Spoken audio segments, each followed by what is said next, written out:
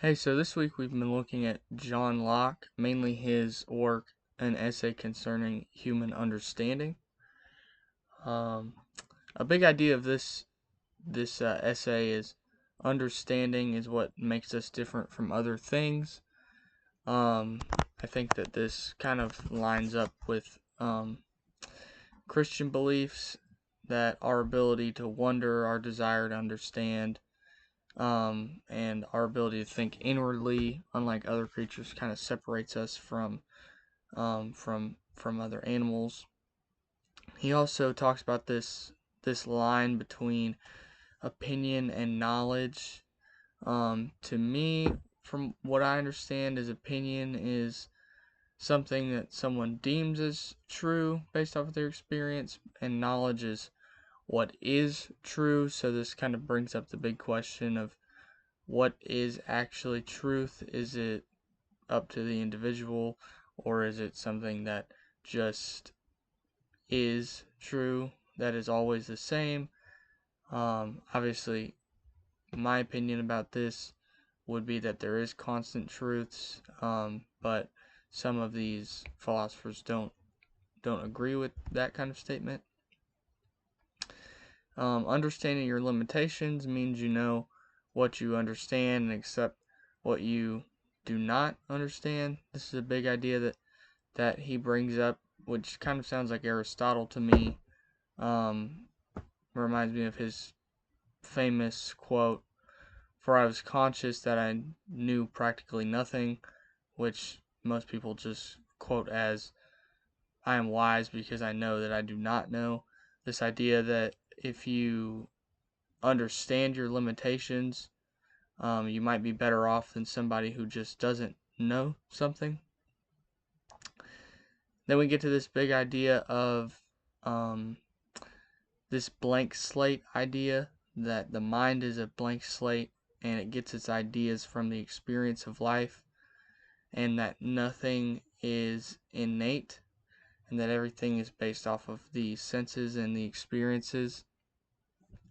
To me, this is a little confusing because I just think, hypothetically, if you were born into the world, and although this is something that is impossible, but if you were never to have experiences, would you still have the ability to think or form ideas?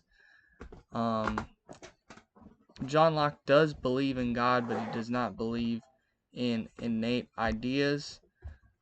To me, I have a hard time separating these two things, that there is a creator, but that you're not instilled with some innate sense of morality or anything like this, that everything just is based off of your personal experience.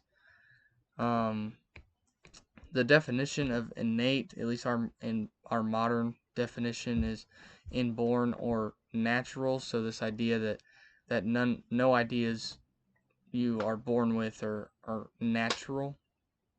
And once again, this I kind of come back to morality here, which I think is the most simple you can put it, is that morality is our ideas on what is right and wrong. So I would wager to say that morality is an idea, although John Locke thinks that no ideas are innate.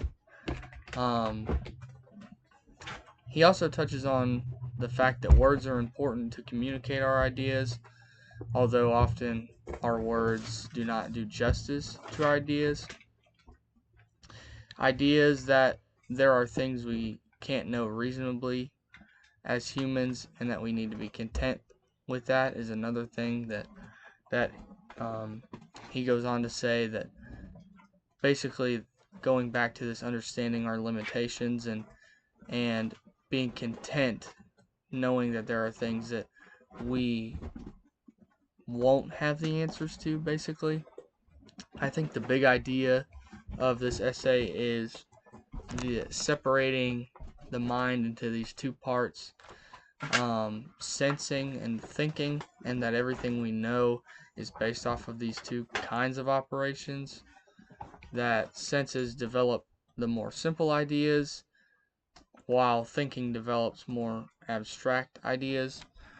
This leads me to my questions, which is, are all ideas derived from experience, like morality, like I was mentioning earlier? Is morality something that's derived from experience?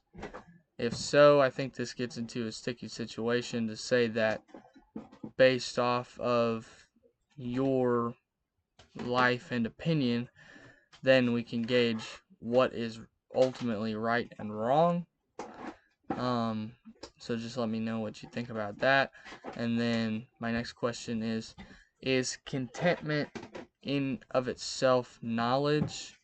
I know that he talks a lot about being content with not knowing some answers.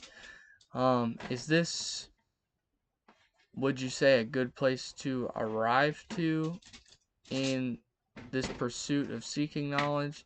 Just coming to the answer that you can't find the answer? Is this knowledge in of itself? Anyways, thank you.